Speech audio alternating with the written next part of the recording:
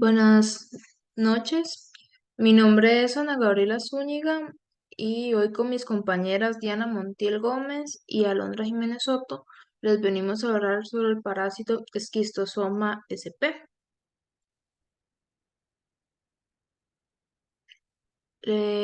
Voy a hablarles sobre Esquistosoma manzoni. Su historia es la siguiente: Esquistosoma manzoni es un parásito patronímico de Sir Patrick Manson, médico escocés. En el año 1852 hallaron en una necropsia de un paciente en el Cairo, Egipto, unos huevos de esquistosoma con una morfología peculiar. Tenían una espina lateral en lugar de las puntas espinosas que son características de Schistosoma japonicum. Fue razón suficiente para que Patrick Manson y otros autores consideraran que se tratara de una especie que pasó a denominarse Schistosoma manzoni. Su epidemiología es la siguiente.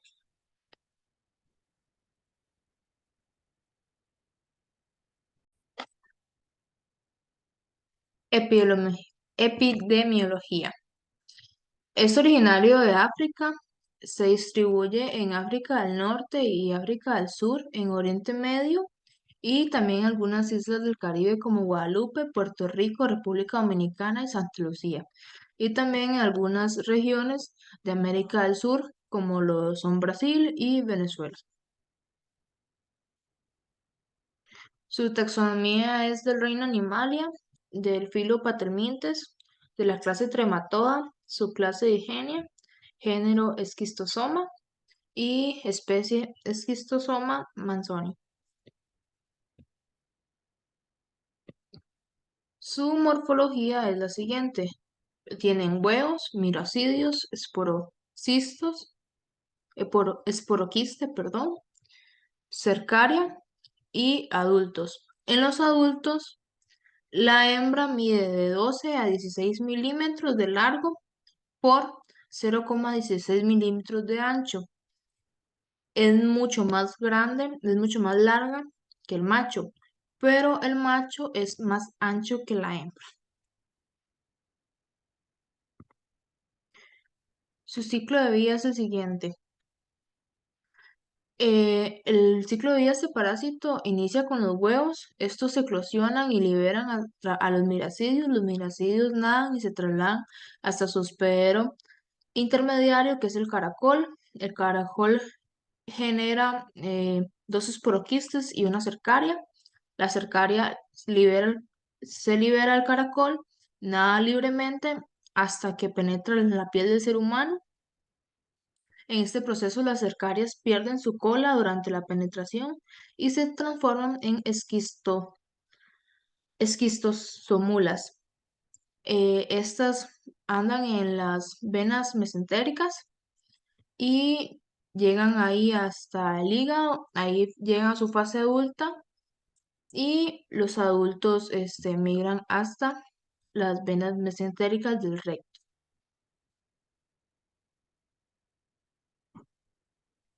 Su patogénesis: el colon y el recto son los órganos y tejidos más gravemente afectados. La elección por los gusanos adultos del sistema portal hepático para alojarse determina por decadenar cirrosis hepática. Se presentan tres estadios sucesivos en la historia clínica de la infestación: fase de incubación, depósito de huevos, implantación y,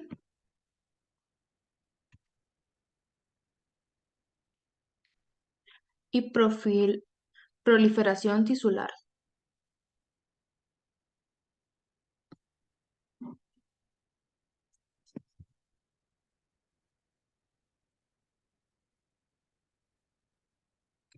Su cuadro clínico provoca dermatitis, fiebre, escalofríos, náuseas, dolor abdominal, diarrea, malestar general y diarrea sanguinolenta. Su diagnóstico se hace a través de examen de heces por el método de Cato, por medio de EIA, ensayo inmunoanálisis y por RIA, reacción indirecta a anticuerpos.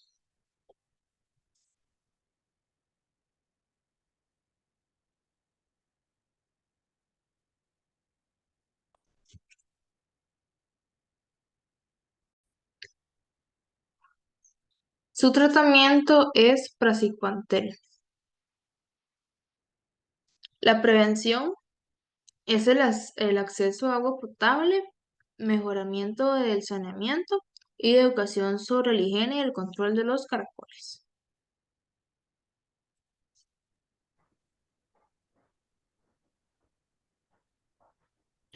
Yo les voy a hablar acerca del esquistosoma hematobium.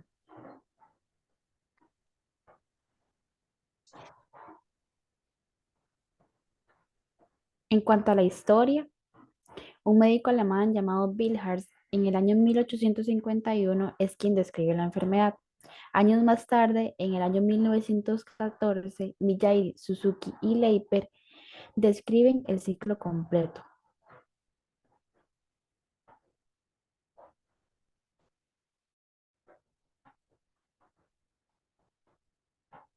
En cuanto a la epidemiología, este parásito es originario de África, específicamente en zonas tropicales y subtropicales en las cuales no hay acceso a agua potable. Taxonomía: Reino Animalia, filo Platyhelminths, clase Trematode, subclase Digenea, orden Protostoma, género Esquistosoma, especie Esquistosoma hematobium. En cuanto a la morfología, el macho es un poco más pequeño, mide de 9 a 15 milímetros de longitud y la anchura no sobrepasa el milímetro. La hembra mide en la longitud de 12 a 26 milímetros y la anchura va de 100 a 200 micras. Estas dimensiones dan al gusano un aspecto filiforme. En cuanto al huevo, podemos observar en la imagen que es ovalado y de gran tamaño. Va de 120 a 190 micras y el término medio en longitud es de 146 micras. En cuanto a la patogénesis, tenemos tres etapas a explicar. La primera es la incubación, que es una reacción generalizada de los metabolitos del gusano que se encuentran tanto en desarrollo como en los adultos. La número dos es la producción e infiltración por los gusanos, que es un traumatismo eh, cuando los huevos salen a las vénulas. La 3, que es la proliferación ítica o reaparición, en donde se da la formación de pseudoabscesos localizados en los tejidos perivasculares. En cuanto al cuadro clínico, las infecciones por este parásito producen esquistosomiasis urinaria en los humanos, ventana nueva, que causa fiebre muy alta. El diagnóstico se da por examen al microscópico,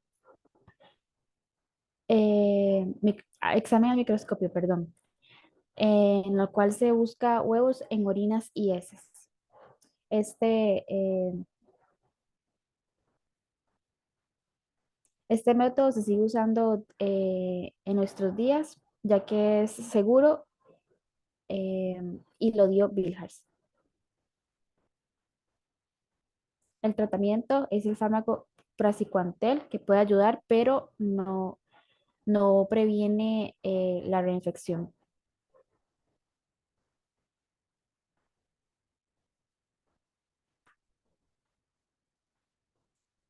La prevención: evitar nadar en agua dulce, no orinar ni defecar en los ríos, beber agua segura y comer alimentos lavados correctamente.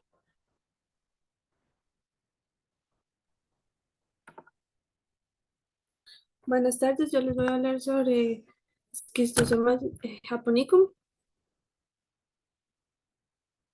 En la historia del Schistosoma japonicum tenemos que fue escrito por primera vez por Katsura en 1904.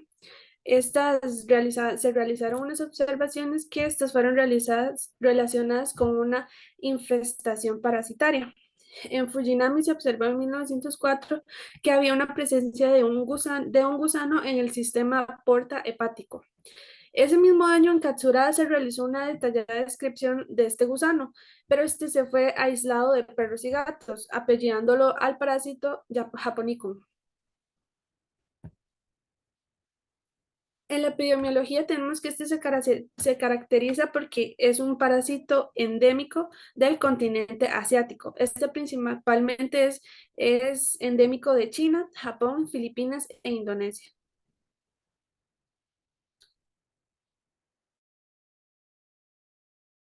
El Delphinum plantelmintes, de la clase Tremátoda, de la subclase Digenia, del orden Estrigeidida, del género Schistosoma y la especie es Schistosoma japonicum.